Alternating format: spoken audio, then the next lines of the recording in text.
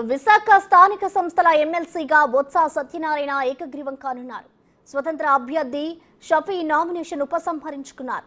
దీంతో బొత్స ఎన్నిక లాంఛన ప్రాయమే కానుంది. ఆయన ఏకగ్రీవంగా ఎన్నికైనట్లు అధికారికంగా ప్రకటించాల్సి ఉంది.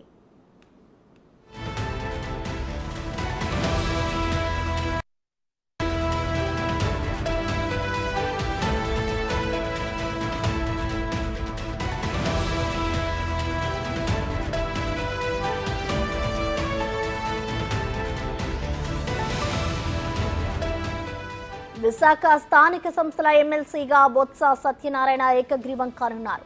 స్వతంత్ర అభ్యర్థి షఫీ నామినేషన్ ఉపసంహరించుకున్నారు.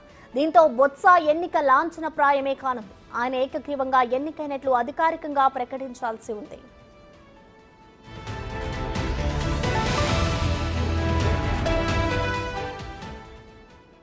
దీనిపై కంప్లీట్ డీటెయిల్స్ మా ప్రతినిధి రాజు అందిస్తారు. రాజు,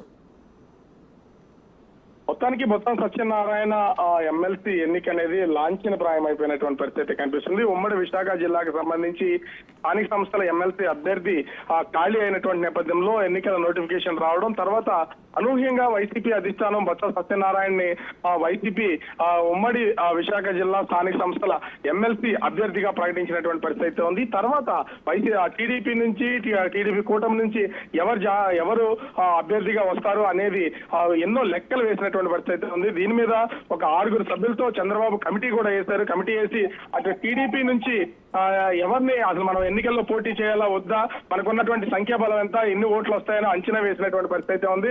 అయితే టీడీపీకి 237, అటు వైసీపీకి 585 ఓట్లు ఉన్నటువంటి నేపథ్యంలో గెలిచే అవకాశం లేదు. కాబట్టి చివరి నిమిషం వరకు వేసినటువంటి కమిటీ నిర్ణయాన్ని తీసుకున్నటువంటి పరిస్థితి ఉంది.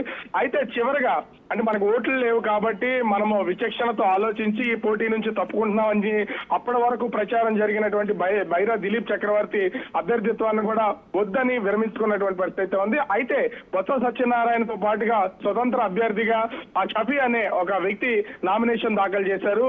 ఈ రోజు నామినేషన్ ఉపసంహరణ డేట్ కావడంతో షఫీ కూడా నామినేషన్ అయితే విత్డ్రా చేసుకున్నటువంటి పరిస్థితి ఉంది. దీంతో బొత్స సత్యనారాయణ ఎమ్మెల్సీగా ఎన్నిక అనేది లాంఛన ప్రాయమైంది, ఏకగ్రీవం అయినటువంటి పరిస్థితి కనిపిస్తుంది.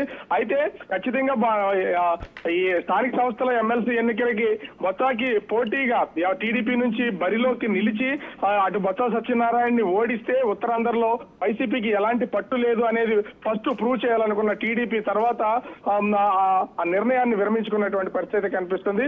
మరి ఉత్తరాంధ్ర నుంచి ఇప్పటి వరకు ఎలాంటి మ్యాండేట్ లేకపోవడం, కేవలం అరకు పాడేరులో నుంచి 2 ఎమ్మెల్యేలు, అరకు ఎంపీ మాత్రమే ఉన్నారు.